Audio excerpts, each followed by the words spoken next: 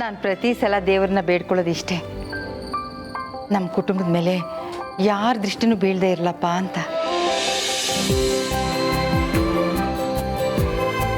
ಯಪ್ಪ, ಓವರ್ ಆಯ್ತು ಮಾಮ್. ಯಾರ ದೃಷ್ಟಿನೋ ಯಾಕೆ ಊರ್ಮಿ? ನಾವೇ ಇಲ್ವಾ? ಚಂದ್ರು ಇಷ್ಟೊತ್ತಾದರೂ ಬರಲಿಲ್ವಲ್ಲ?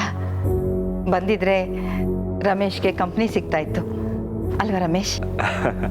ಹಾಂ, ಅದೇನೋ ಹೌದು. ಆದರೆ ಚಂದ್ರು ಈ ಥರ ಪೂಜೆಗೆಲ್ಲ ಯಾವತ್ತೂ ತಪ್ಪಿಸ್ಕೊಳ್ಳೋ ವ್ಯಕ್ತಿನೇ ಅಲ್ಲ. ಮೋಸ್ಟ್ಲಿ ಏನೋ ತುಂಬ ಇಂಪಾರ್ಟೆಂಟ್ ಕೆಲಸ ಇದೆ ಅನ್ಸುತ್ತೆ.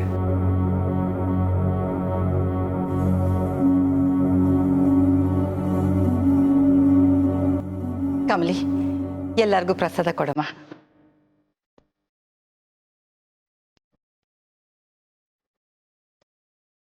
ಕೊಡಮ್ಮ.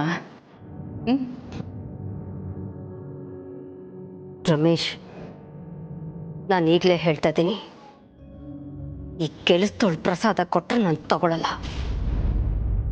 ಈಗಾಗಲೇ ಅನ್ನಪೂರ್ಣಮ್ಮ ಅವರು ಅವಳನ್ನ ಮೆರೆಸೋದು ನೋಡಿ ಸಾಕಾಗೋಗಿದೆ.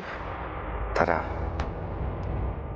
ನೋಡ್ತಾರ, ಇದು ನಮ್ಮನೆ ಅಲ್ಲ, ನೀನು ಹೇಳ್ದಾಗ ನಡೆಯೋದಕ್ಕೆ. ಪ್ಲೀಸ್ ಸ್ವಲ್ಪ ಅಡ್ಜಸ್ಟ್ ಮಾಡ್ಕೋ.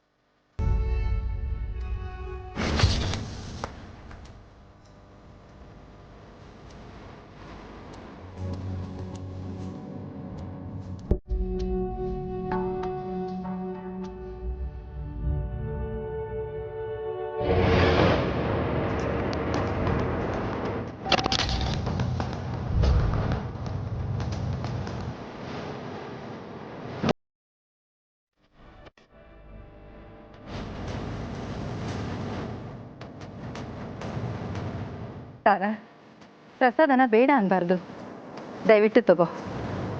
ಕಮಲಿ, ನೀನು ಕೊಡುಮ್ಮ.